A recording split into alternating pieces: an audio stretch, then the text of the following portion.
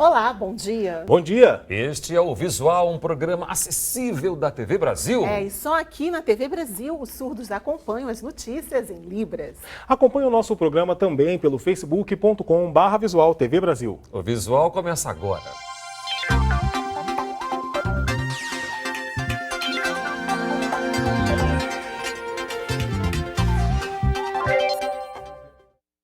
Os pais de crianças com microcefalia que não tiverem condições de pagar o tratamento podem recorrer ao benefício de prestação continuada do INSS.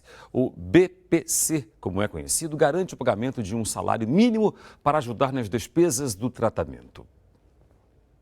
Este hospital em São Luís é uma das referências para grávidas com sintomas de Zika e para mães de bebês com microcefalia. O filho de Charlene foi uma das 150 crianças identificadas com a doença no Maranhão.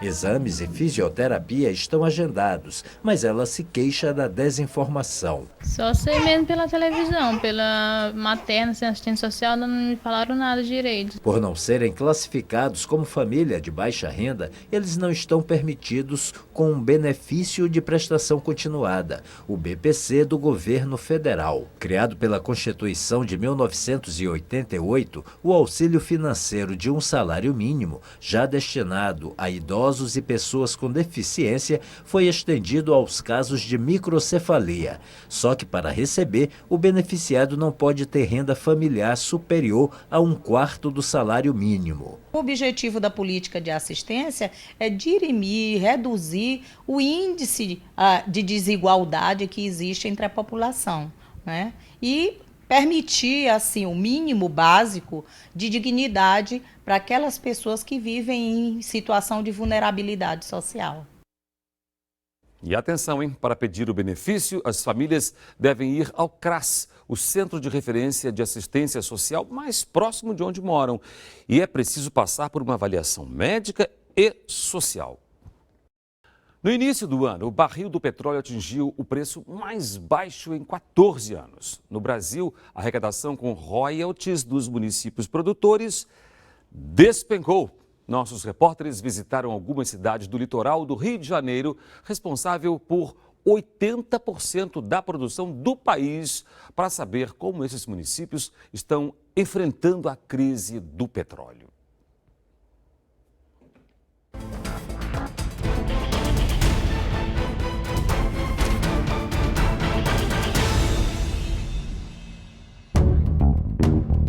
Ouro negro, que já motivou tantas guerras, anda em baixa no mercado internacional. O preço do barril do petróleo, que em 2008 chegou a $133, caiu para cerca de $30.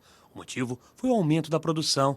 Nos últimos 2 anos, foram extraídos quase 5 milhões de barris a mais por dia em todo o mundo. Tem aí um desequilíbrio no mercado, queda nos preços de forma acentuada, porque os estoques de petróleo estão se acumulando. Hoje se produz mais petróleo do que o mercado consegue absorver. Parte daquela produção que vinha sendo utilizada deixa de ser necessária e temos novas gerações menos dependentes de automóveis, mais conscientes com o uso racional de fontes de energia. Atualmente são produzidos no mundo 90 milhões de barris de petróleo todos os dias. No ano passado, os Estados Unidos passaram a liderar o mercado com 13 milhões de barris, graças a uma nova tecnologia de extração que produz petróleo a partir de rochas de xisto. Por causa da descoberta, depois de 40 anos, a Arábia Saudita caiu para a segunda colocação, com 12 milhões de barris, seguida da Rússia, com 10 milhões. Para tentar recuperar a liderança no setor, os árabes decidiram aumentar a extração e colocaram petróleo mais barato no mercado. Os países do Golfo resolveram deixar o preço baixar para não perder mercado. Muitos países que antes exportavam para os Estados Unidos tiveram que buscar novos mercados, né? Principalmente na China e na Ásia. O Brasil é o 11º maior produtor de petróleo, com 2 milhões e 300 mil barris por dia. 80% dessa extração acontece na Bacia de Campos, no litoral do Rio de Janeiro. Por causa da queda do preço, 4 empresas estrangeiras deixaram de atuar na região. Quando o barril do petróleo era cotado a mais de $100, 70 sondas estavam em operação na Bacia de Campos. Atualmente, apenas 22 estão funcionando. A Petrobras teve que frear a produção para evitar prejuízos, já que algumas vezes o custo para extrair o óleo do fundo do mar é mais elevado do que o valor pago pelo produto no mercado. Com menos petróleo, o valor dos royalties pagos para as cidades que ficam em áreas de exploração cai. Macaé, principal centro produtor, foi uma das mais afetadas. Além dos royalties terem diminuído cerca de 30%, 11 mil pessoas foram demitidas na cidade. Com menos dinheiro em circulação, a arrecadação despencou. O orçamento, que era de 2 bilhões e 500 milhões de reais, deve ser reduzido para 1 bilhão e 500 milhões de reais esse ano. Para a prefeitura, restou apenas cortar gastos. Toda austeridade é pouco, toda economia ainda será pouco, mas nós temos que aprender com isso. Quer dizer, esse é o momento que nós estamos vivendo, a gente precisa enfrentar de maneira sóbria e é o que nós estamos fazendo. Para especialistas, as cidades beneficiadas pelos royalties do petróleo cometeram 2 erros. Primeiro, gastaram mal os recursos. A queda do repasse dos royalties veio acima do que todo e qualquer analista mais competente pudesse imaginar. O grande problema é que muitos governos não fizeram obras para manutenção da sua administração em períodos de baixo repasse de recursos de royalties. E agora estão sem infraestrutura e sem dinheiro até para pagar a folha de pagamentos. O segundo erro foi apostar só no petróleo como solução de todos os problemas da economia. Todos os livros de economia dizem que é um erro você apostar num item só, né? Ou seja, numa fonte só. Você vê um processo mais rápido em Macaé, né? A cidade de Macaé aprendeu a lição. Para não ficar refém do petróleo, pretende investir em infraestrutura, apostar na criação de um parque tecnológico e incentivar o turismo. Aquela ideia da exploração do petróleo que a gente viveu durante 30 anos, agora começa a dar lugar a um investimento mais cuidadoso, mais elaborado. Diversificar a economia cada vez mais faz-se necessário. O presidente da Associação Comercial e Industrial de Macaé está otimista com o futuro da cidade. Para ele, ao invés de lamentar a crise, é necessário trabalhar para superar os problemas. A gente viveu aqui um período muito grande de bonança e com isso a gente agia com uma certa irresponsabilidade. Trabalhar, inovar, unir forças e qualificação de pessoal e trabalho. E ao longo dessa semana você vai conhecer outras cidades que são afetadas pela queda no preço do barril de petróleo e também pela baixa demanda no setor de petróleo. A União da Ilha homenageou os Jogos do Rio na Sapucaí. Um dos momentos que mais chamaram a atenção no desfile foi a comissão de frente com atletas paralímpicos. Eles entraram na avenida brilhando, cadeirantes e andantes, numa só sintonia, numa só ousadia.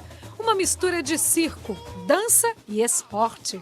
O maior desafio foi conseguir os cadeirantes, né? Porque quando surgiu a proposta de fazer uma comissão diferente, inovadora, a primeira ideia do Patrick foi realmente buscar cadeirantes para poder levar para a avenida. Sendo que é muito difícil achar cadeirantes aptos para dançar, então teve esse trabalho de pesquisa. Então foi um processo lento, até chegar à concretização do que foi para a avenida. Na comissão de frente também teve um representante da natação, Marcelo Cardoso, que descreveu bem todas as sensações que viveu ao cruzar a avenida. Eu te confesso que quando começou a maquiagem, a gente começou a tomar forma dos guerreiros mesmo, do personagem, que a gente começou a ficar tensos. E quando o Patrick falou, gente, é agora, não tem mais jeito, vamos lá. Aí começou a puxar e a galera, ilha. Foi uma sensação indescritível, nunca tive nada parecido em toda a minha vida. Os bailarinos vieram da companhia de dança Corpo em Movimento, que já existe há 16 anos na Andef, a Associação Niteroiense de Deficientes Físicos. Um dos pontos altos da comissão de frente da União da Ilha do Governador foi o momento em que a dupla Mão na Roda surgiu na avenida. Com movimentos acrobáticos, eles vieram representando o verdadeiro sentido do espírito olímpico. A dupla Mão na Roda é formada pelos artistas Alan Panhota e Rafael Ferreira.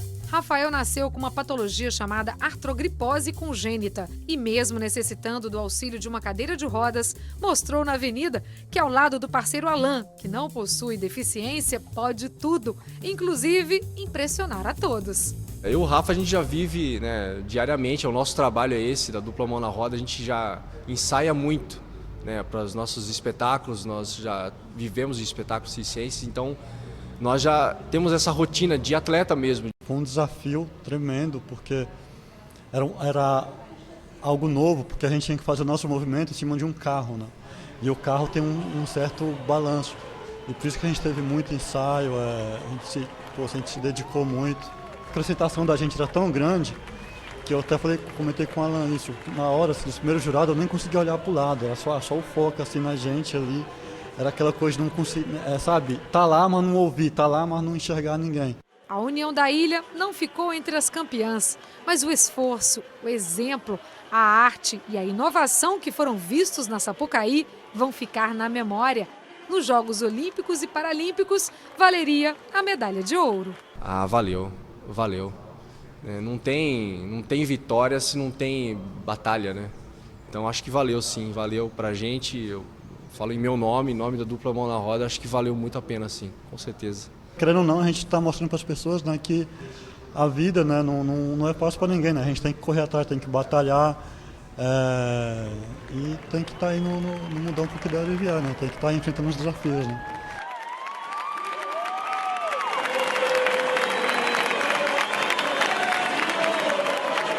E o visual está terminando? E pelo nosso WhatsApp você entra em contato com a gente, hein? E pode mandar suas sugestões. Anote aí, 021 97 4522 300. A gente volta amanhã, às 8 da manhã. Tchau para você. Bom dia. Bom dia.